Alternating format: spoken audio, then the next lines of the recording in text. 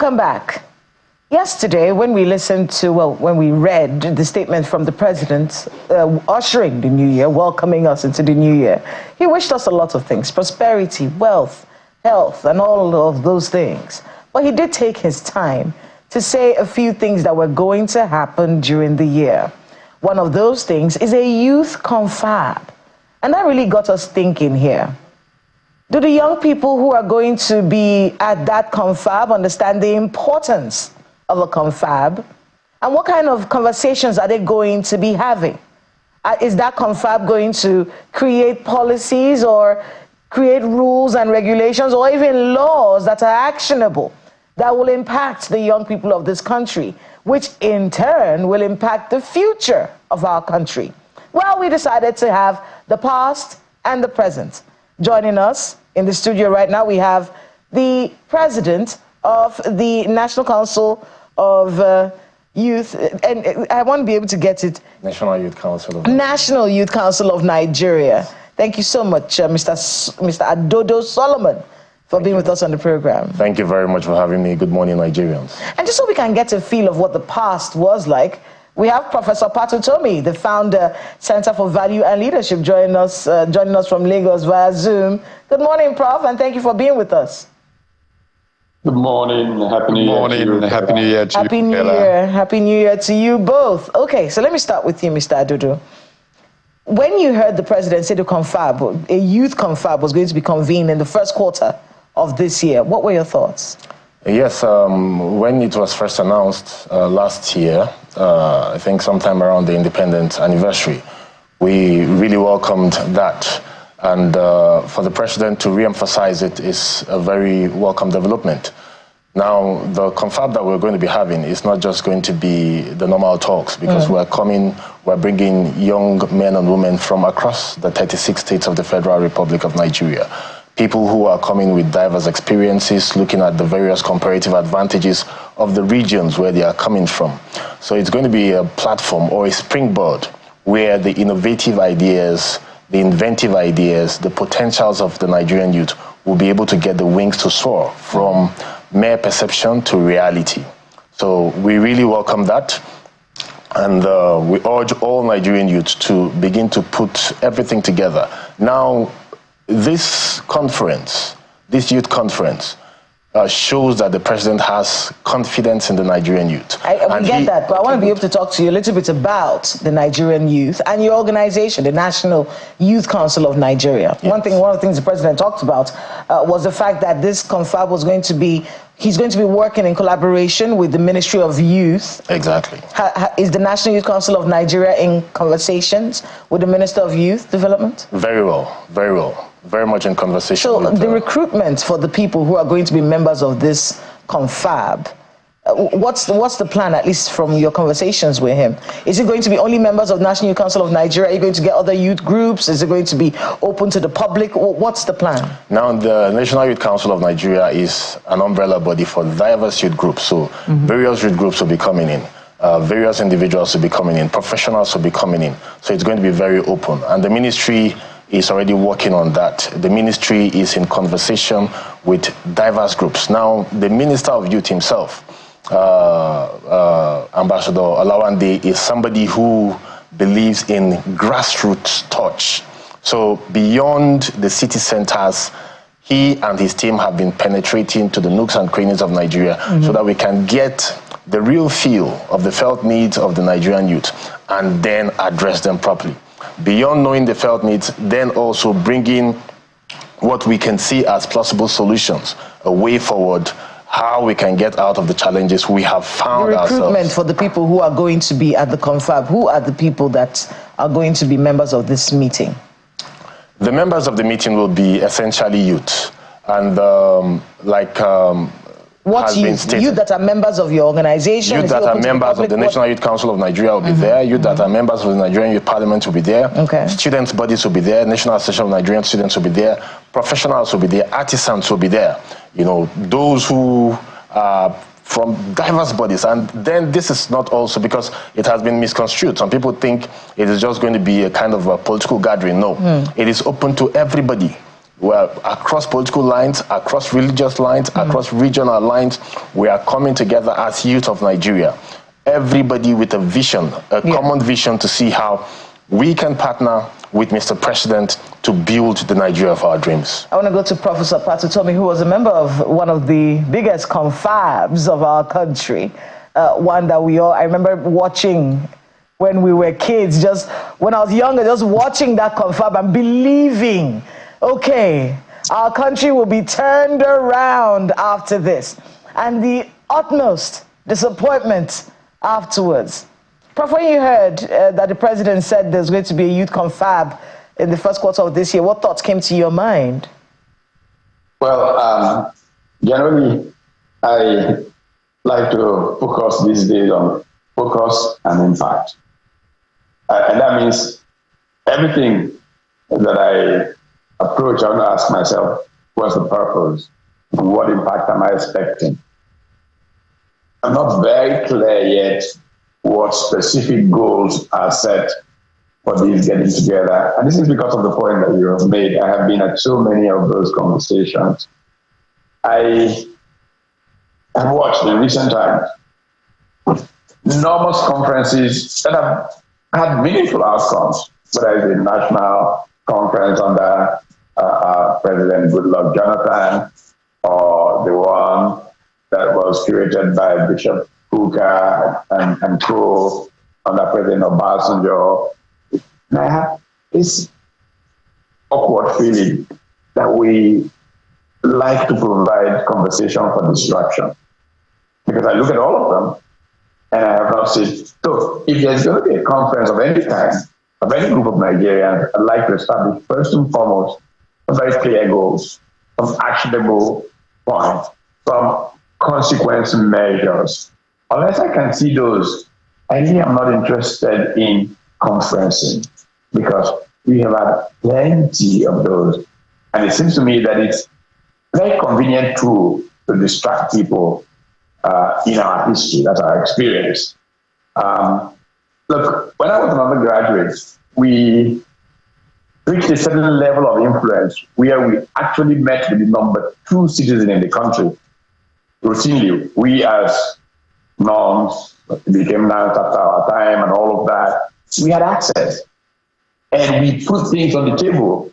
I still remember clearly, I mean, the thing I'm most remembered for, I guess, at the University of Nigeria as a student leader, was that I insisted that the most important issue of our time, foreign policy, that we had to influence it. And that issue was the liberation of Southern Africa. And I went as far as meeting the then just appointed foreign minister, Joseph Garba. And I challenged him. It's a dramatic story you can read about elsewhere. And he promised me that he would come and debate us on that issue. And lo and behold, 3 or 4 days before the lecture he was supposed to give us at Nsukka, there was a coup, an abortive coup, in which the head of state was killed. So nobody gave any chance to the possibility of his coming. In fact, the country was still in a state of whatever, within the good telephone conversations, lines had not been restored. And he arrived. Arrived in Nugu, and everybody was shocked and excited and pleased. And we came to Nsukka, and he gave a major foreign policy lecture. And we felt that we influenced Nigerian foreign policy. We did things that said we students will forego even one meal to raise money, to go to Southern Africa, to do this, to do that. Well, I don't see young people have that influence today. And so we need to begin to think, why? What's the purpose of this conference? Is it just another talk shop? But there's specific goals. And I can tell you from my own personal experience how the influence from that time affected me. At age 21, as a youth scoffer, I felt I had the right to make the Barracks, which was the seat of government at that time, certain things. I, wrote cover stories as a youth scoffer reporter that actually led to cabinet reshuffle and stuff like that. I need to see young people become that influential in shaping the future of our country. But really, the most important crisis that we have in Nigeria is a collapse of culture. Character matters. And we're going through a generation that does not understand that, and we need to rebuild that. That must be the central focus of any conference in Nigeria today, even more importantly, affecting young people. How do we rebuild the values of our society? Because values shape human progress, and we're prostrate because of that. Let me ask Mr. Adodo Solomon. You heard what the Prof said. A conference of this sort is incredibly important, and you see he came from several of those conferences and the impact that it has had. As president of the National Youth Council of Nigeria, what do you think should be the purpose of this conference? What is the drive, especially from young people? What do you want? All right, perfect. Prof has really set one thing clear there. The first thing we should be looking towards as young people is a sort of mind re-engineering, redirection of our priorities, redirection of our values, redirection of our beliefs in ourselves and in our nation. All nations that have been built principally by young people, irrespective of whatever challenges you're coming from, irrespective of whatever resources you are endowed with. If the young citizens of the nation are ready to build, then the nation will be built. So the first thing will be a sort of mind re-engineering. That is number one. Number two, the conference should be like an assembly plant where everything that is needed is brought together and fixed together. We have quite a number of young men and women who are brimming with ideas. If you go around the streets, conduct a vox pop, you'll realize that, oh, somebody can do this, another person can do that. And yet we are in a country where we have lots of imports. There is no significant balance in trade.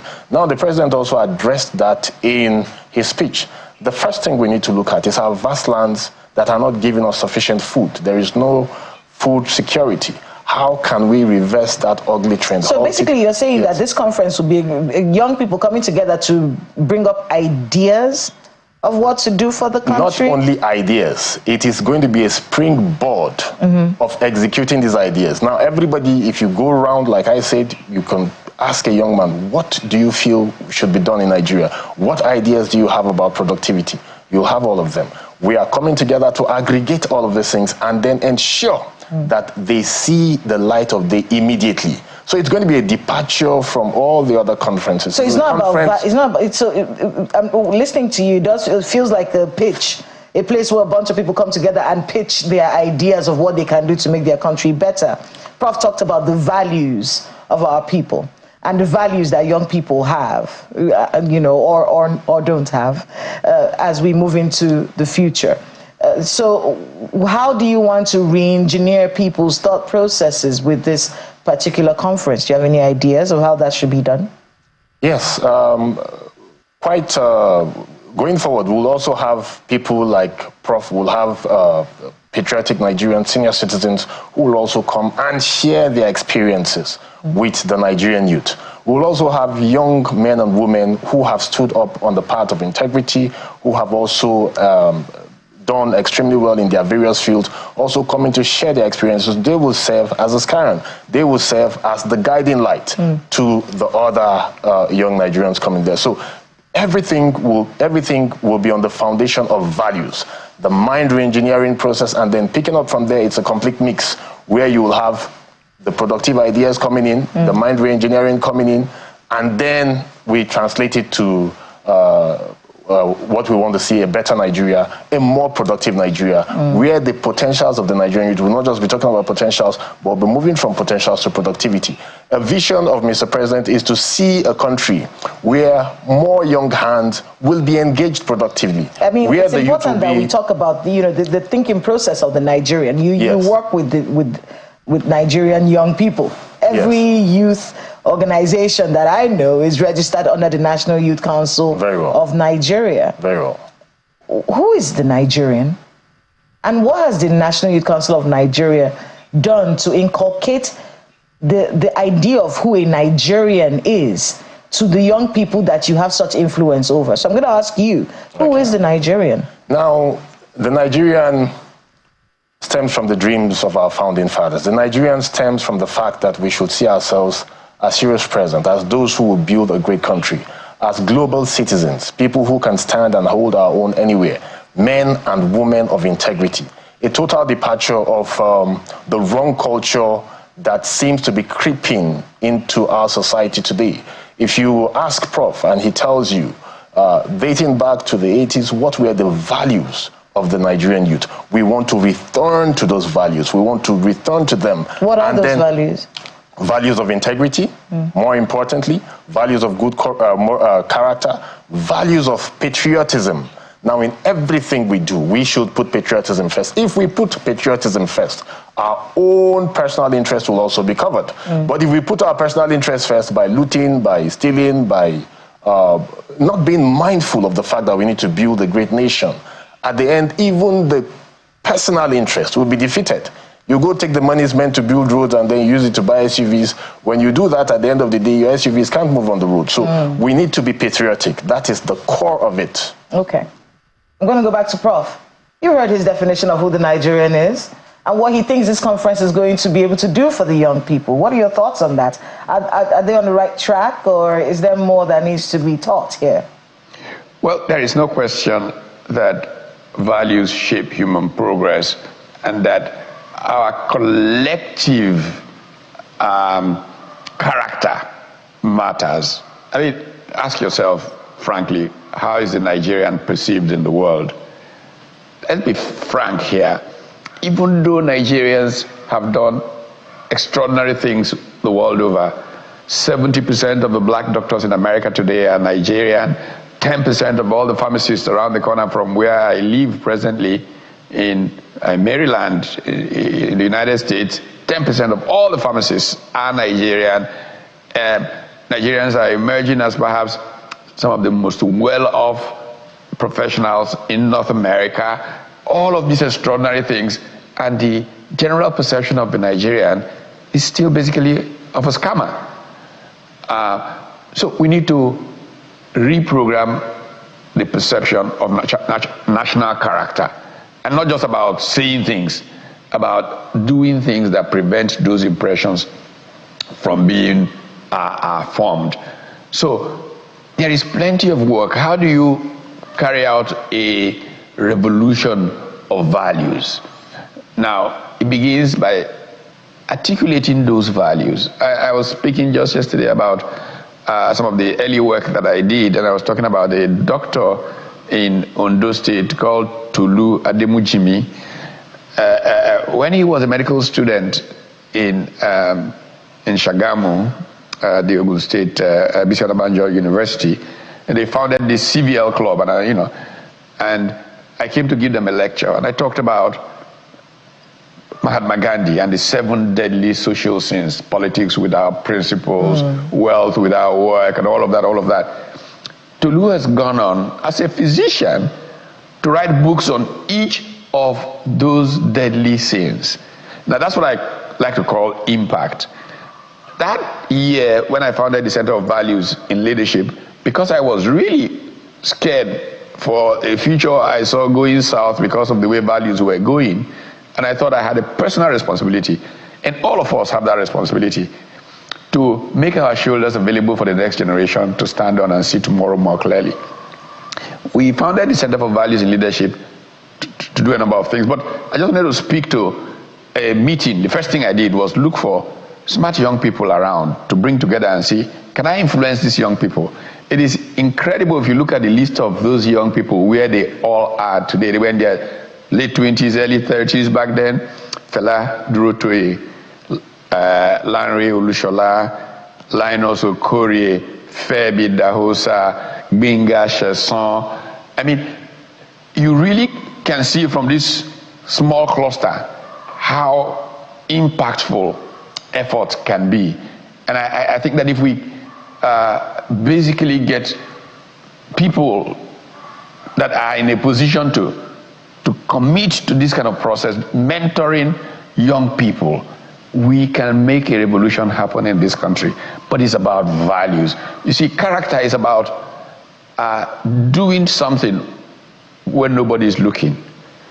It's about what you do in darkness.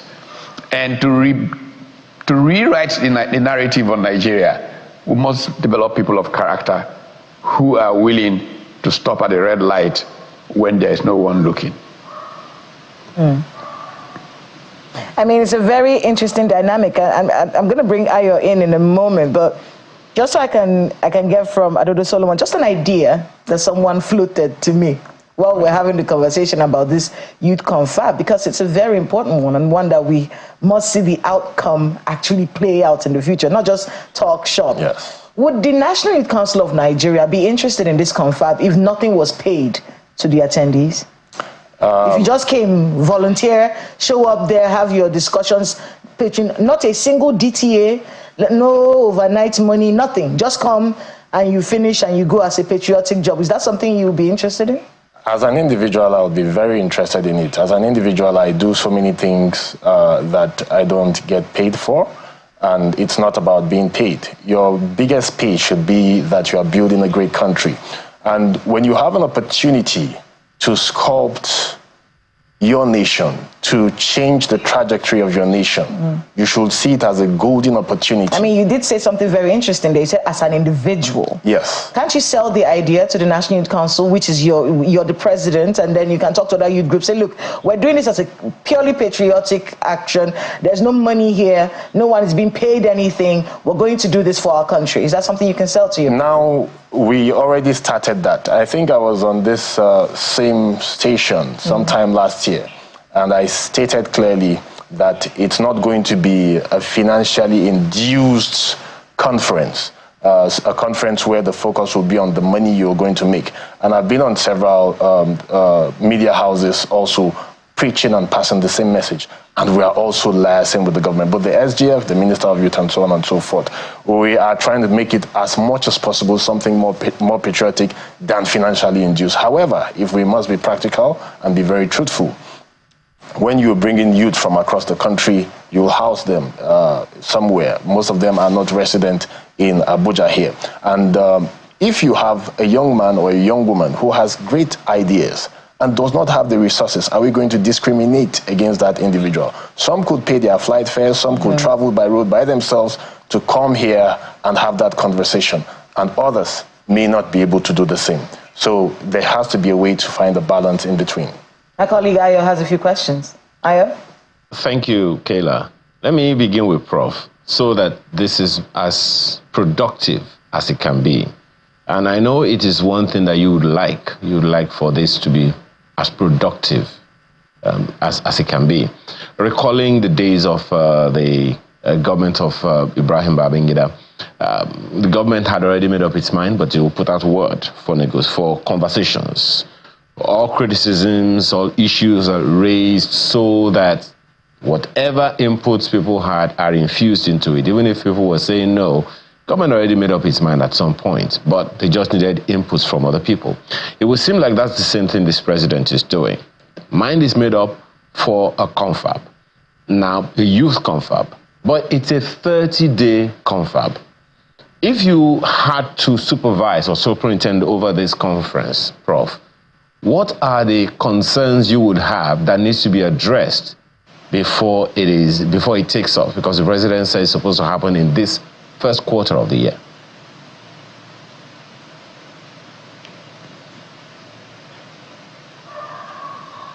Can you hear me, Prof?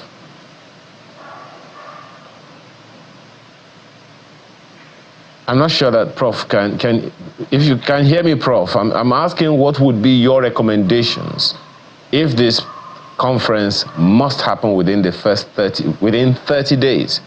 A 30-day youth confab in the country, the president has called for it. If it must work and you had the responsibility to superintend over it, what would be your recommendations? Okay, it seems that the Prof is not hearing me.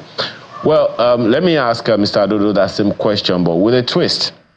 Young people are going to come for this conference. They're going to sit at the table. They're going to have conversations all over the place. So What are the concerns? Okay. Prof, can you hear me now, sir? Yes, I heard not one word that Ayo spoke earlier. Can you hear me now?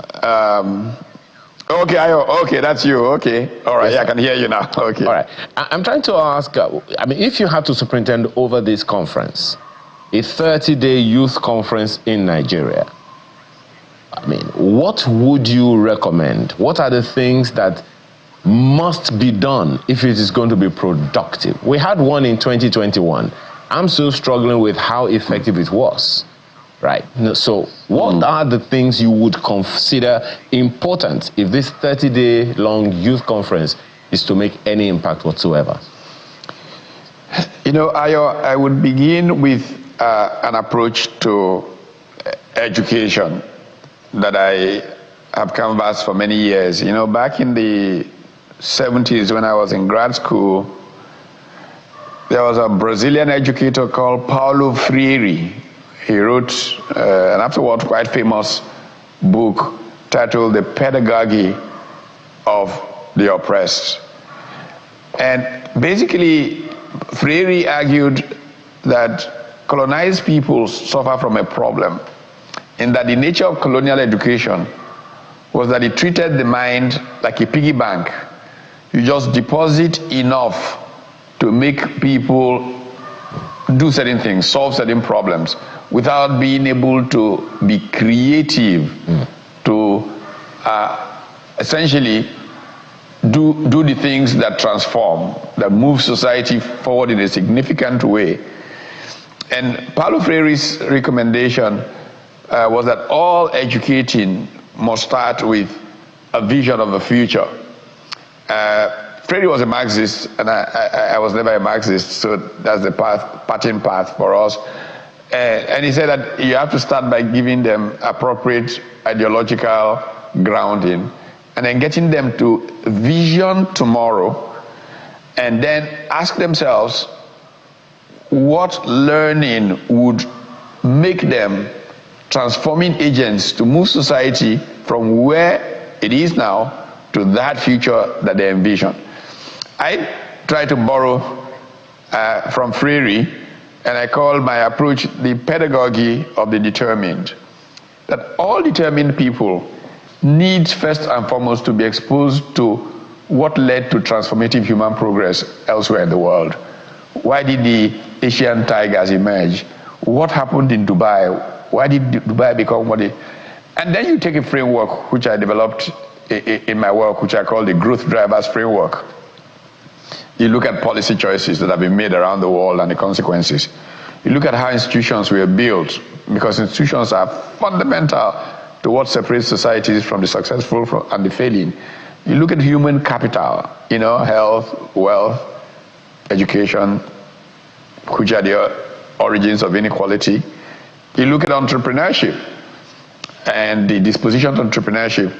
Then you look at culture, because values are central. And then you look at leadership, because leadership sets the tone of culture. If you then immerse young people in all of these understandings and ask them what do they need to do today so that a dream they themselves capture of the future is realized, I think that is the central thing to such an initiative. And the people become motivated to be change agents, transformers, and recognize that, look, like Margaret Mead said many years ago, that you should never underrate what a few determined, committed individuals can do to change the world. Because indeed, it is the only thing that ever has. So if they see themselves as transforming agents and then push out into communities, then they can change this country. And I agree with Solomon in his statement. All societies that have made dramatic progress have been driven by their young people. Because the youth have energy. The youth may not be as wise as to see sitting down what the old man, and standing up what the old man can see sitting down. But the youth don't have baggage. Older people have baggage. They have yesterday's wrongs that they did. They have school fees to pay. They have all those kinds of things that make them stop. But young people without that baggage can charge forward. So we need to energize our young people to be transforming agents to move Nigeria from where we are to where it should be. Prof, one thing that you know has been a bane, so to speak, for governments down through the years, I mean over the years, is that of trust. Government does not have the trust of the people to a large extent. Way less trust by young people. With the in the wake of the End Bad Governance, End SARS protests and all, and now the government is calling for a national youth confab that will last 30 days. Number one, government needs to build trust enough for people to say, okay, we trust that this is going to make any difference. Number two, government needs to sell this confab to people, not just telling us that there's going to be a youth confab. And then number three, how many people do you expect would be able to represent the young people of Nigeria, which make up about 70% of its population? Yes. Ayo, you've answered all the questions. I don't know what I'm going to do. Because no. I need you to teach us. Right. I need you to help us to look at how will government build that trust, and how should government sell? How do you build trust? Yes. There are models of how you build trust. Stephen R. Covey was ingenious in that regard when he talked about, trust circles and all of that. But the first thing begins by your doing the right thing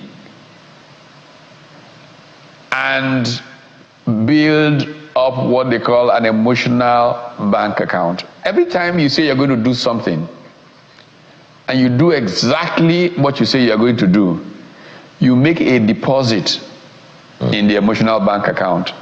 Every time you say you're going to do something and you don't do it, you make a withdrawal. And ultimately, whether you are believable is a function of the balance in that emotional bank account. Governments have been not trustworthy in Nigeria, let's be very frank. It has treated young people like they were idiots, repeatedly. And this is sad, because most governments in Nigeria were first run by very young people. If you think of the military rule, they were in their 20s and 30s, most of them. But something in the nature of the command hierarchy of the military, compounded by oil coming in, led to a beginning crystallization of a new class system in Nigeria. We have not studied class and how it is emerging in Nigeria. An American, Larry Diamond, tried very hard, amongst others, to begin to look at class, ethnicity, and Nigeria as it's emerging. But we have to understand these things and understand any government that does not begin with recognizing that it is not trusted is wasting time. So the first thing that it needs to do is, how do we build trust? And that begins with honest commitment, saying, okay, please, we know we have not been trustworthy. We know we've done things wrong. We know we've brutalized young people. But because they are the country, they are 70% of this population, we know that we are just stewards and that our full commitment is to their future. And this is how we're going to do it. These are the sacrifices we will make to essentially purge ourselves of who we are and meet you young people here. And your needs become central to what we do, not our egos. Then people begin to relax. Well, do they mean it? Can we mean? And then they do things that are right, and they reinforce those things. Trust circles begin to build up, emotional bank accounts begin to rise, and then you can take outcomes of such conferences seriously. Thank you so much, Prof. Well, Mr. Adodo, you have heard Prof, but I'd like you to speak to how government can communicate the intentions of this conference to younger people, to young people generally. And for a population that's 70% of 200 and something million people, How many people, how many young people would you recommend should be in the room for that conference that will adequately, at least significantly, represent the youth population in Nigeria? Okay, thank you very much. I will begin with the last question, which is how many people? And Prof has helped us to answer that when he said a few determined people. A few determined people can be from 1 to 5 to 10 to 50. But the consultation will be wide, and it will be spanning across the 36 states and possibly the 774 local governments of Nigeria. I would say, Mr. Adodo, just a second, I would say that that's a political answer, if you ask me. Because the last conference had about 370 young people in attendance. So how many do you think would significantly, not adequately, but at least significantly, represent the young people in Nigeria in that conference for 30 straight days? Yes. The modalities for the conference are still on, but you asked how many do I think should be. So if we look at the 36 states and we say we're having like 10 from each, we'll be looking at about that same number of 300. So that deals with the issues of numbers. But again, whether we're answering it politically, it must be a few determined people out of the vast majority. People who can be a reflection of the challenges of the Nigerian youth, and not just the challenges, but also a pathway to the solutions of the problems that we have so identified. Then I'll also emphasize a bit on the issue of thrusts. And I will lean on a theory propounded by one of my lecturers in school, Professor J.B. Ayola, the theory of the deadly embrace, where system collapse leads to further system collapse. But this time, I'd like to do a sort of reversal. Prof talked about a trust bank. Yes, that's how it is. It's like having a dam or having a reservoir, a tank. You know, you let out something to show that, okay, what will come out of this is pure, what will come out of this is safe, what will come out of this is of good intent. The president has demonstrated the first leg of trust in the Nigerian youth to say, we are sharing this leadership seat. What is your vision for the new Nigeria? How can we build it together? What do you see and how can we get there? We must and we should get there. This is not what Nigeria should be. We have potentials, we have vast lands. How can we convert them to ensure that there is food security for all? Now I'll tell you something. When we are also talking about values, a society where more of the youth will go to bed hungry has stronger chances of eroding on the values of those youths in that society. If you look at wars, when you have prisoners of wars, one of the first things that is done is that they humble them, they ensure they are starved so that they can confess, they can betray their country. They put them through all sorts of dehumanizing situations to break them down. Now, these are soldiers, so they have to break them down. And that is what happens anywhere. So even men of integrity who have sworn allegiance, once they are faced with deep hunger, once they are faced with all sorts of deprivation, you discover that their values might be lost. I mean, that's a very important point that you've made. Yes. I mean, where we are running out of time, you know, but I wanted to be able to get you to tell us, because you mentioned something very important, which is hunger and poverty, which is, many people believe, is weaponized in our society right now and is used to carry out nefarious activities. Yes. So let's talk a bit about what you think the Tinubu administration should be doing right now. Just in 1 minute, if you can. What difference can the Tinubu administration make to the young people of Nigeria, who you are president over, so to speak? What should he be doing differently right now? Agriculture is one of the low-hanging fruits. Already there are initiatives to ensure that more funds are channeled into that, the different programs coming up.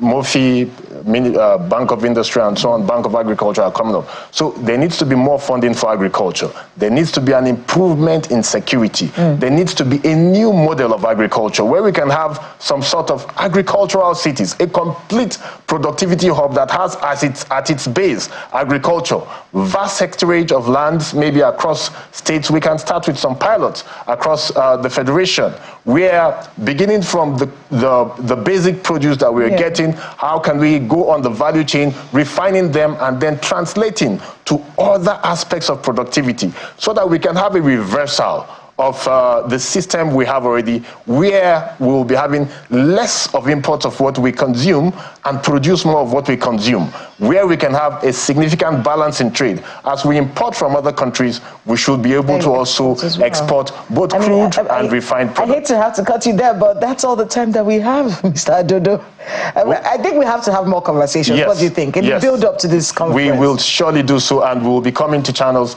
very often. We'll be going to the streets and then engaging with the youth. Let's see how much you've built on that. But I want to thank you very much, the President of the National Youth Council of Nigeria, Mr. Adodo Solomon. Thank you. Thank you very much for having me. And Professor Utomi, thank you so much for joining us, and a very happy New Year to you and yours. Thank you so much.